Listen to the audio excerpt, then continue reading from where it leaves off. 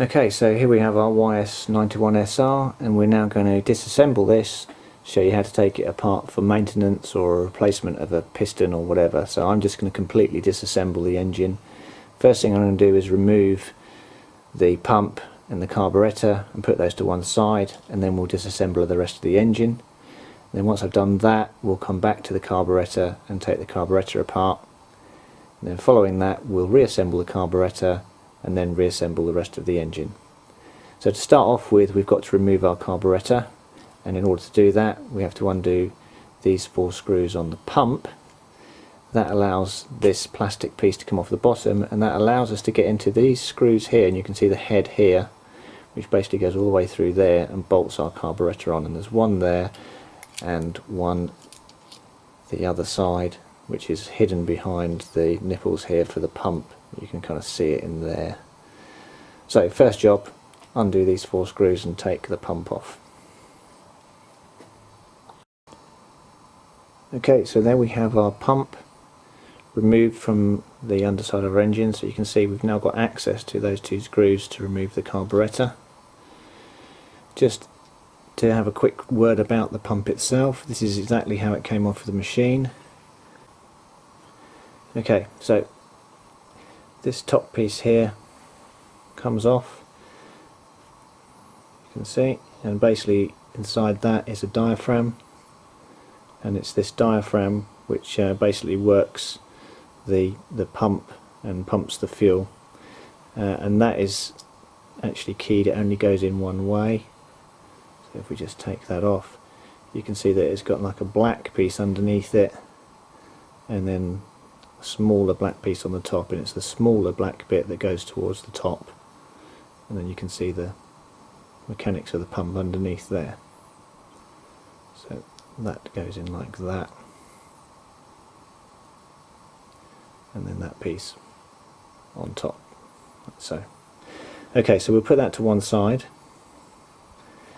and the next thing for us to do is to undo these 2 screws on the underside, and that will allow us to remove the carburetor. Okay, and there we have the carburetor removed. Those are the 2 screws.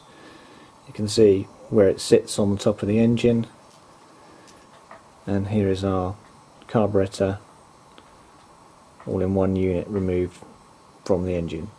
So we'll now put that to one side along with our pump. Okay, so first thing we're going to do is remove our cylinder head, and that's achieved by removing all the bolts around here. Okay, so there we have the cylinder head removed. As you can see in here, there is a head gasket which we can't remove, obviously. We would damage it in removing it, so I'm not going to do that. And we can see down into the engine itself now, to our piston. You can see that moving in there. Okay, the next thing I'm going to do is take the back plate off of the engine, and that's done by removing these 4 screws.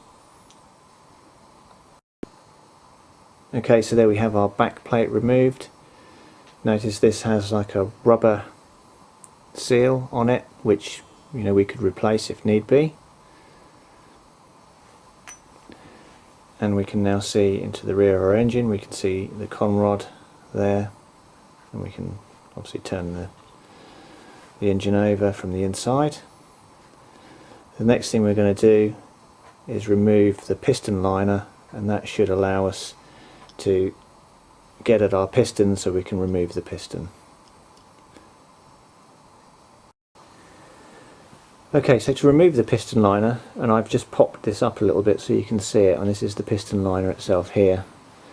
To remove that, you need to actually manage to pop it up and pull it out, and in order to do that there's really not much to get hold of at the top here, but what you can do is, if you look in the back of the engine here, you can see in here there's the bottom of the liner, and you can get your thumb in there to that and apply some pressure, and you can push it up like so, and that allows you to remove the liner. So once it's up a little way, you can get a decent purchase on it. There we go, and that's our piston liner removed.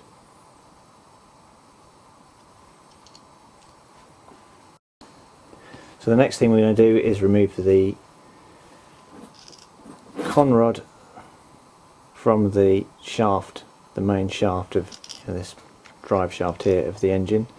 In order to do that, we need to move it so it's right at the top there, and then you can grab the bottom of the conrod with your thumb and then put your finger on the top here and then just a wiggle and a pull.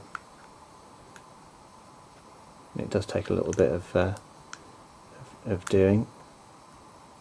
It comes off quite easily, but it's just a little bit of a fiddle. And in fact, there we go, and that's popped off, and we can remove our piston. So there we have the piston out and our conrod, and you can see where it was.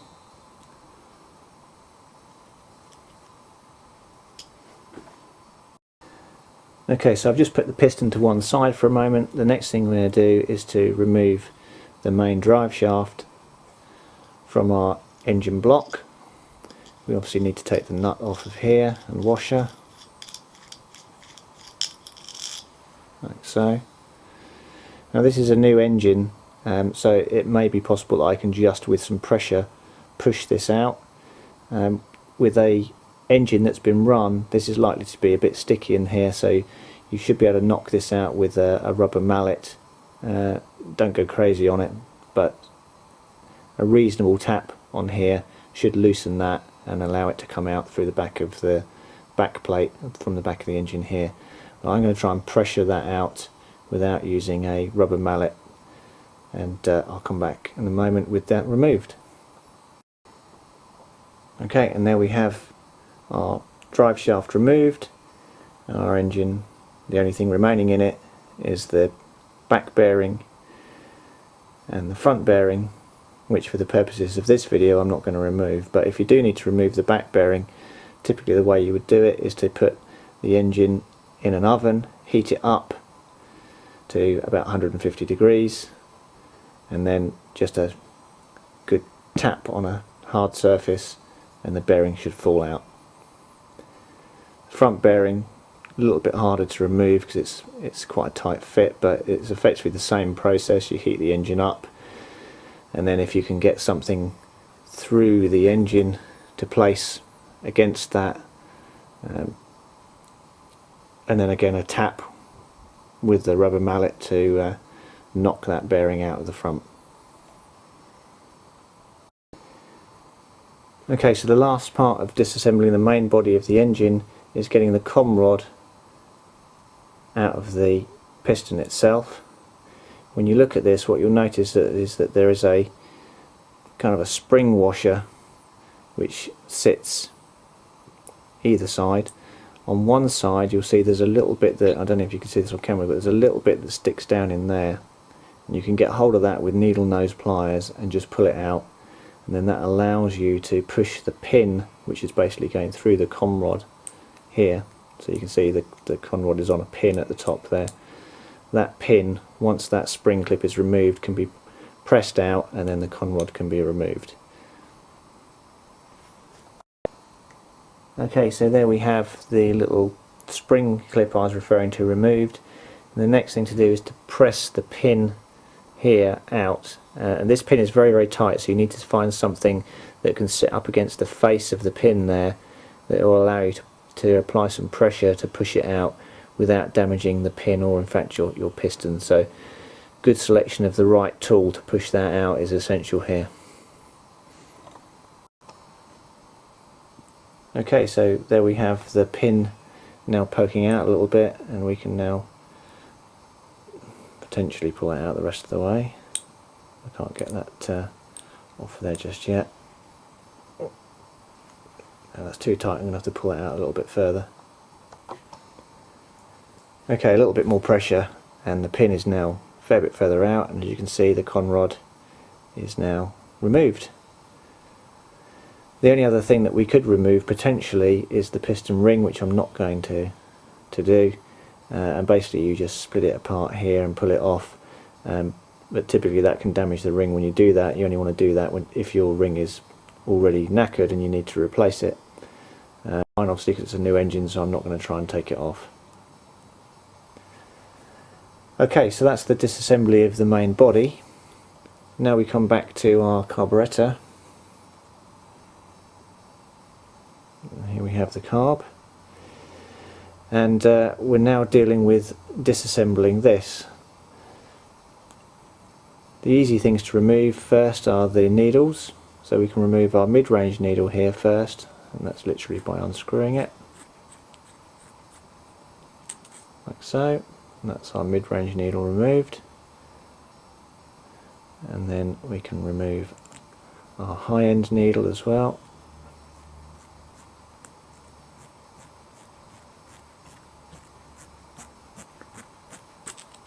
There we go, that's the high-end needle removed. If you compare these side by side, you can see the mid-range is actually quite a bit bigger. These little spring clip things here, these can just be pulled off with a pair of pliers, but I'm not going to do that. So the next thing for us to do is to look to remove the carburetor barrel, which is by undoing this screw here. Okay, so there we have the screw removed, and then there's a little piece here, as you can see. Pull that out, and that's our carb barrel removed. And you also saw a little piece come off there, which was what the screw went through. It's just like a little key which holds the barrel in place. And that's most of our carburetor disassembled. The only other thing we could do is take out the barrels of the needles themselves. The bottom one's very, very difficult to get to, but the top one can be removed. Okay, so I've loosened this mid-range needle here, so we can now unthread that. There we go, and that's the barrel for the needle valve removed. And you can do the same for this bottom one here, but it's actually quite hard to get a spanner to this to get it off. It's very difficult to get at, so I'm not going to do it, but basically it's exactly the same as this one. Inside the barrel of the carburetor here, you've got two holes, one there and one down there.